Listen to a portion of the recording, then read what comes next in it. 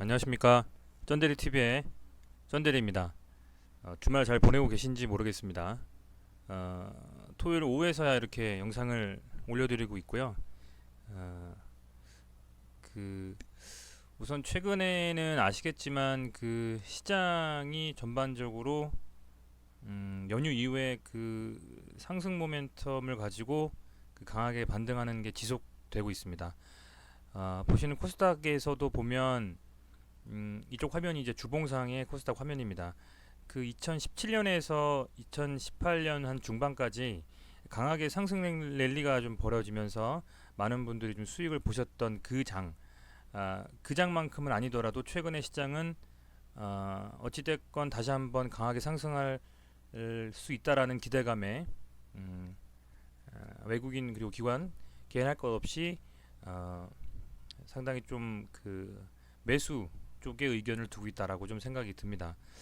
그 사실상 그 단타 데이 트레이딩 하는 분들의 입장에서는 저를 포함해서 오히려 시장이 많이 빠지고 몇 가지 테마가 집중적으로 움직일 때에 몇 종목을 선정해서 그 종목을 가지고 이렇게 사고팔고 하는 매매가 좀 더 잘 먹히는 경우가 있습니다만 일반적인 투자자 그냥 스윙이라든지 혹은 뭐 중장기 투자자들 보통 일반적으로 우리 개인 투자하시는 분들이 직장에 다니면서 하시는 그런 케이스를 봤을 때는 아무래도 어, 전반적으로 그 시장이 상승하는 것이 기존에 보유하고 있던 종목이 다시 수익을 낼 수 있는 가능성이 커지기 때문에 좀 더 좋다고 생각은 듭니다.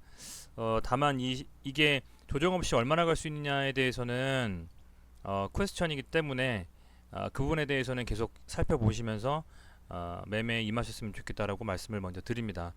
어찌됐건 그 코스닥에서는 650포인트를 그 지켜주고 650포인트 이상으로 상승하느냐가 굉장히 중요하다고 저는 생각이 들고요. 지금 649.07포인트이기 때문에 물론 고가로는 650포인트를 찍었습니다만 그렇기 때문에 다음 주에 상당히 기대가 된다라고 좀 생각이 듭니다.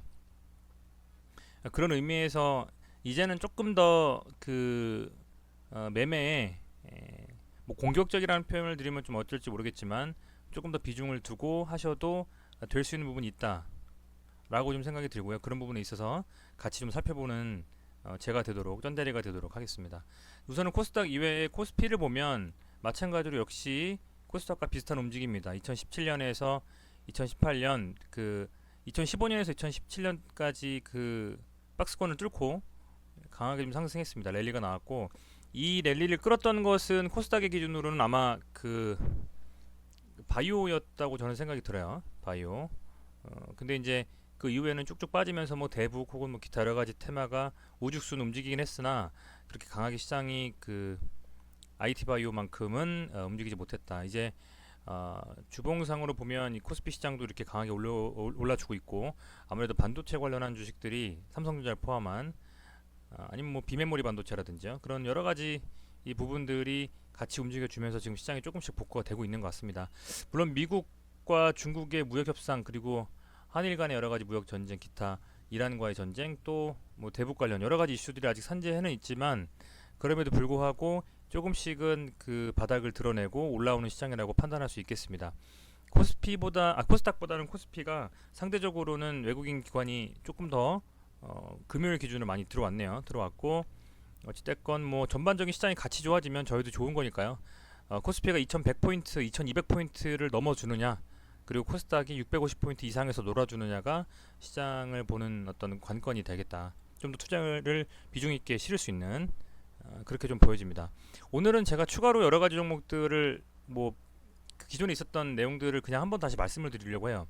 그 목요일날 올렸던 종목들을 제가 다시 한번 되짚어 보고 싶어가지고 제가 말씀드렸던 것이 맞나 한번 저도 살펴볼 수 있고 생각해 볼 수 있는 시간을 갖기 위해서 같은 종목들로 제가 다시 한번 말씀을 드리려고 합니다. 뭐 이 종목들이 죄송합니다. 이 종목들이 뭐 추천을 해서 제가 이 종목들을 사셔라라고 하기보다는 이런 상황이 됐을 때 어떻게 대응하면 좋을지에 대해서 말씀드리는 부분이기 때문에 그런 부분 감안하시고 들어주셨으면 감사하겠어요. 우선은 그 형성그룹입니다. 형성그룹. 금요일날 제가 기억하기로는 중국 관련된 그 중국 주식인데 한국에 상장한 주식이죠. 형성그룹 뭐 그리고 윙이푸드 같은 그런 종목들인데 홍성그룹이 역시 그 일봉상으로 지금 검은 색깔 줄 있죠? 이게 302평선입니다. 302평선을 그 밑에서 놀다가 한번 치고 올라왔기 때문에 한번 이렇게 강하게 한번 올라와 줄 수 있겠다라고 말씀드렸고, 올랐다가 어쨌든 음봉으로 마감을 했습니다만, 이 정확하게 302평선이 그 끝에 걸려 있어요. 그래서 아마 제 생각에는 다시 한번 이렇게 상승에 대한 힘을 좀 받고 움직이려고 하지 않을까라는 생각이 듭니다. 이 장기 평선을 뚫어줄 때는 강한 힘이 나오기 때문에, 일봉상으로 강한 힘이 나오고 뚫어줄 가능성이 크기 때문에 이 종목은 계속 관심을 좀 두고 저는 볼 생각이고요. 강하게 뚫어줬을 때는 얼마까지 갈 거에 대한 부분은 금액상으로 명확하게 그 명시하기는 어렵지만,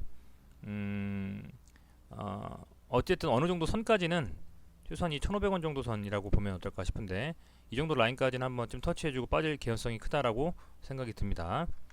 메가임디는 뭐 지난주에 되게 핫했습니다. 지난주 내내, 그리고 지지난주부터 핫했는데, 이 거래에 가장 많이 터진 이 양봉, 이 기준봉을 기준으로 이 위와 아래가 되게 중요하다고 말씀을 드렸고요.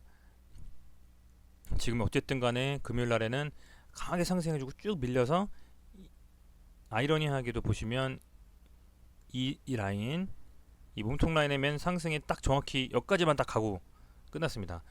뭐 사실 가지고 계신 분들이 좋으려면 이렇게 다시 한번 볼린저 밴드 상단을 쳐준다거나 그 위에서 마감했으면 훨씬 더 좋겠지만, 그렇게 마감 못했지만, 그죠? 이렇게 딱 여기 맞춰서 끝났지만 모르겠습니다. 이게 이 종목을 그 핸들링 하고 있는 이 세력의 입장에서 이렇게 맞춰놓고 윗꼬리를 달았다 그러면, 제 생각에는 이제는 이 앞서 있었던 이봉의 기준 있죠?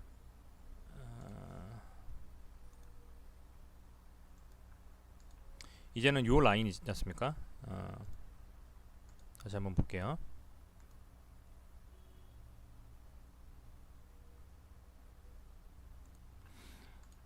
이 캔들이 거래량이 터지면서 움직였던 이 캔들, 그리고 이 캔들을 봤을 때 거래량으로요, 이 캔들과 이 캔들, 즉 이 캔들의 몸통의 상단이 지켜지면서 이 위에서 놀 수 있느냐가 되게 중요할 것 같습니다. 한순간에 쭉 빼서 이 가장 임박한 목요일날의 캔들의 하단을 가지고 어떤 의미 있는 움직임을 보여주기에는 너무 많이 빠져야 되잖아요. 그래서 그것보다는 제 생각에는 앞서서 지난 월요일날 만들어줬던 이 캔들의 몸통에 있어서 상단과 하단을 가지고 얘가 이걸 기준으로 뭔가 이 세력들이 움직이려고 하지 않을까 라는 좀 생각을 해봅니다. 다시 한번 상승을 하려고 한다면 이 3140원 정도를 지켜주면서 이렇게 올라가는 그림이 나와줘야 된다. 아니면 많이 빠져도 이 2894원 정도는 지켜주면서 움직여야 다시 한번 반등의 그림이 나올 수 있겠다라고 좀 생각이 들고요. 주봉상으로 보면 어쨌건 지난주에 상승으로 마감했고 가장 큰 거래량이 실렸기 때문에 이 4,000원 정도까지 움직이려고 하는 그림이 나올지 안 나올지는 한번 지켜보셔야 되겠습니다. 한 주 가고 한 주 조정받고 한 주 갔다. 뭐 다음 주에 조정이 될 수는 있겠지만 어쨌건 한번 지켜보셨으면 좋겠습니다. 왜냐면 테마들이 계속 돌아가면서 어쨌든 시세를 주기 때문에 이 교육 관련된 테마들이 어떻게 묶여서 갈지는 한번 좀 지켜보시면서 살펴보시면 좋겠습니다. 그리고 한 가지 더 말씀드리고 싶은 게, 항상 조급하게 매매하지 마시고 3분봉상으로 단타를 치면 굉장히 움직임이 빨라요. 근데 60분봉상으로 보면 그래도 조금 느긋하게 그 캔들을 보면서 움직일 수가 있거든요. 60분봉 언제 팔아야 되고 이게 더 떨어질 거냐, 어디 지지를 됐느냐, 이런 거는 60분봉상으로 보면 되게 좋기 때문에 그런 것도 한번 살펴보시면 좋을 것 같아요. 라닉스란 종목입니다. 제가 이 종목도 말씀드렸는데 일봉상으로 이제 3번 3일 거래했죠. 강하게 시세를 주고 전고점까지 뚫었다가 쫙 빼버렸습니다. 뭐 거래량이 많이 터지진 않아서 상대적으로는 이걸 움직이고 가지고 있는 세력들이 많이 나갔다라고 생각하기에는 조금 어폐가 있겠으나, 어찌됐건 그 좋은 그림은 아닙니다. 왜냐면 이만큼의 매물대가 더 생겼기 때문에 9,40원의 기준에서 다시 한번 10,000원 이상을 치려면 여기 쌓여있는 이 매물대들을 다 소화해야 된다는 얘기거든요. 그렇게 봤을 땐 좋진 않고, 다만 이제 이런 종목들이 빠지면 또 무섭게 빠지기 때문에 어느 정도 가지고 계신 분들의 경우에는 조금 그 소극적으로 좀 대응하시는 게 좋다라고 생각이 들고요. 그러면 아까 말씀드린 이 60분봉상으로 보겠습니다. 60분봉상으로 보면 이렇게 우연이라고 봐야 될지 모르겠어요. 우연이라고 봐야 될지 모르겠는데 이렇게 하나, 둘, 세 개의 캔들을 기준으로 본다고 하면 이 두 번째 캔들의 상단을 깨지는 않았습니다. 되도록이면 이 위에서 놀아줬을 때 다시 한번 조정을 받더라도 튈 수가 있기 때문에 그런 부분들 좀 유념해서 보시고요. 이 캔들, 왜 이 캔들이 스탠다드 캔들이라고 보느냐, 거래량이 가장 많이 터졌고 양봉을 뽑아냈기 때문에. 물론 음봉 뽑아내는 게 더 중요할 수도 있습니다만 저는 주로 양봉 위주로 봅니다. 이게 잘 안되네요, 표시가. 그죠? 네. 어쨌든 이렇게 보시면 되고, 이 세 가지 캔들 기준으로 좀 살펴보시면 조금 더 매매하시는데 조급하지 않고 좋지 않을까 라고 말씀을 드려봅니다.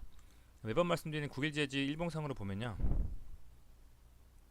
뭐 길게는 말씀을 안 드리겠습니다. 길게 말씀 안 드릴 거고, 이 4,990원, 5,000원 깨지 않았습니다. 깨지 않았고, 여기가 지켜주느냐가 되게 중요하고요. 그렇지 못하다고 하면 이제 빠지는 게 상당히 클 수 있기 때문에 이 5,000원 라인을 되게 지켜주는 걸 유심히 좀 지켜보셨으면 좋겠어요.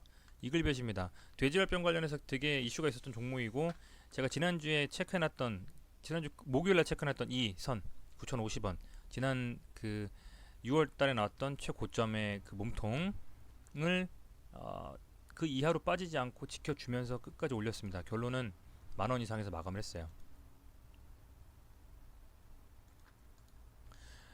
여기도 그렇고 이 만원 종가로 1626원으로 3일 연속 끝났네요. 그죠? 이제는 얘가 어찌됐건 이 이상에서 놀려면 당장 시초부터 뛰어가지고 종가로 이 이상에서 끝내야 되겠죠. 그렇지 않는다고 하면 이 9,960원처럼 꼬리 달고 내려오고서 쭉 빠진 것처럼 빠질 가능성이 큽니다. 그래서 돼지열병이 파주하고 어디서 이제 이게 그 양성 판정이 안 나고 음성 판정이 난 게 금요일날 기사가 떴잖아요. 그렇게 보셨을 때는 다음 주 월요일날은 변동성이 강하게 주면서 빠질 가능성이 크다라고 좀 생각이 들고요. 기사에 굉장히 세게 움직이는 것도, 기사에 세게 움직이고 반응하는 것도 시간이 지나면 줄어듭니다. 예를 들면 뭐 대북주라든지 바이오라든지, 뭐 바이오를 기준으로 봤을 때 뭐 임상, 삼상에 관련된 뭐 조그마한 기사만 떠도 막 상한가 가고 그랬던 종목들이 시간이 지나면서 그 뉴스에 대해서 반응하는 반응 속도, 반응 폭이 줄어듭니다. 그렇기 때문에 이글벳도 지난주 돼지열병 때문에 난리가 났었기 때문에 다음 주에는 아마 역시 제가 말씀드린 거와 마찬가지로 크게 변동성을 주기는 좀 전보다는 좀 덜 할 것이다라고 미리 좀 예측을 하면서 말씀을 드릴 테니 조심해서 매매하셨으면 좋겠습니다. 미스터블루는 뭐 여기를 지켜줬네요. 그죠? 7,100원 지켜줬고 올라왔기 때문에 다음 주에는 이 음봉을 잡아먹는 양봉이 나와주면서 다시 한번 9,000원대까지 올라갈 수 있는지가 관건이고요.